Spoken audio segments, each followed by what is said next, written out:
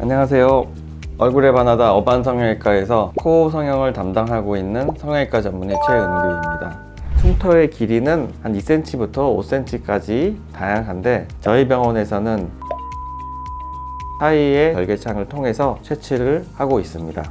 사진을 보시면 대략 정도의 절개창을 통해서 자가늑연골을 채취를 했는데요. 떼어낸 자가늑연골의 크기는 거의 가 넘는 수준으로 이 작은 절개창을 통해서 긴 자가늑연골을 채취하는 것이 노하우가 되겠습니다.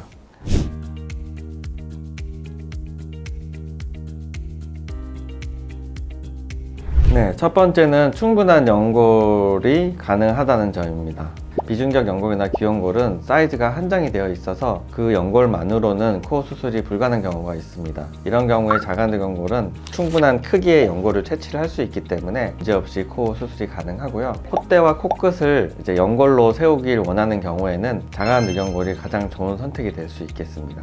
두 번째는 강한 지지력과 안정성입니다. 자가늑연골은 다른 연골에 비해서 튼튼하고 안정적이기 때문에 시간이 지나면서 코끝이 떨어지거나 모양이 변형되는 가능성이 적기 때문에 결과가 오랫동안 유지된다는 장점이 있습니다. 세 번째는 자가 조직으로 인한 안정성입니다. 예를 들어 본인 조직이 아닌 인조연골이나 고형물이 들어갔을 경우에 여러 가지 합병증이 생길 가능성이 있는데 자가 조직으로 수술을 하게 되면 합병증, 염증, 그로 인한 형태 변화 이런 것들이 생길 가능성이 거의 없다고 볼 수 있습니다. 매우 안정적이고 튼튼하고 염증에도 취약하지 않기 때문에 재수술인 경우에 특히 좋고 고난이도의 수술이 필요한 경우에 아주 적합한 재료라고 볼 수 있겠습니다. 자가늑연골을 채취하는 과정이 그리 간단하지가 않습니다. 갈비 부분에서 연골을 채취하는 과정 자체가 시간도 많이 소요되고 쉽게 접근할 수 없는 난이도가 좀 있는 수술이라고 볼 수 있습니다. 또한 이 자가늑연골을 사용해서 콧대나 코끝에 사용하기 위해서 여러 가지 조작이 필요하기 때문에 자가늑연골을 사용하여 수술하는 경우에 난이도도 좀 있고 시간도 꽤 걸리고 또 세심한 관리가 필요하다는 점이 비용이 증가한다고 보시면 되겠습니다.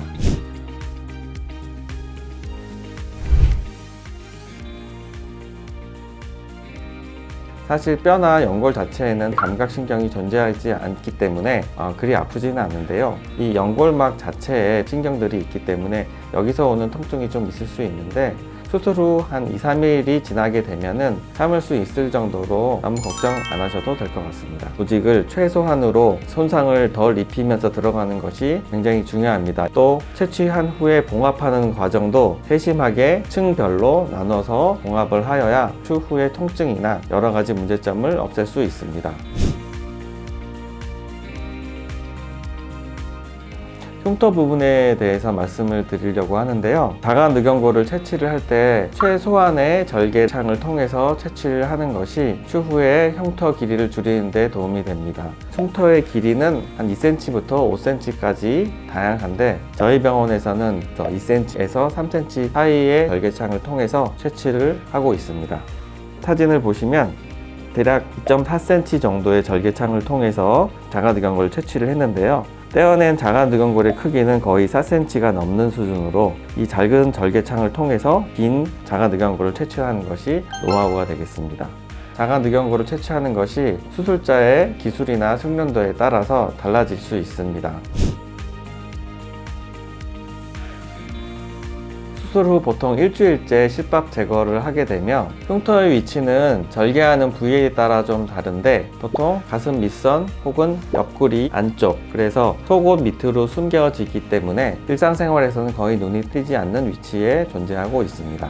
수술 후 일주일 차의 모습인데 흉터의 길이는 한 2cm 정도로 굉장히 작은 흉터고 아직 일주일밖에 되지 않기 때문에 흉터가 어느 정도 보이는 모습을 볼 수 있습니다. 한 달이 지나면 꽤 흉터가 줄어든 모습을 보이지만 약간의 색깔 변화나 형태는 조금 눈에 띄는 수준입니다.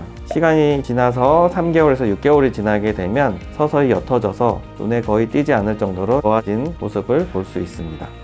연골의 선택은 여러 가지가 있겠지만 첫 번째 수술의 경우에는 비중격이 가장 좋은 선택입니다. 비중격을 사용한다고 해서 코끝이 떨어지거나 모양이 제대로 안 나오지는 않습니다. CT를 보고 비중격의 상태가 좋으면 비중격이 가장 좋은 선택이시고요. 비중격이 너무 작거나 약한 경우, 그리고 코의 형태가 굉장히 뒤틀려져 있거나 심하게 들려있는 코는 자가늑연골이 훌륭한 선택이라고 볼 수 있습니다. 무조건 자가늑연골이 좋다는 얘기가 아니고요. 본인의 상태에 따라서 연골의 선택을 전문의 선생님과 결정하시는 것이 가장 좋겠습니다. 지금까지 어반성형외과 최은규 원장이었고요. 더 궁금하신 내용이 있다면 댓글로 영상에 남겨주시길 바라겠습니다. 감사합니다.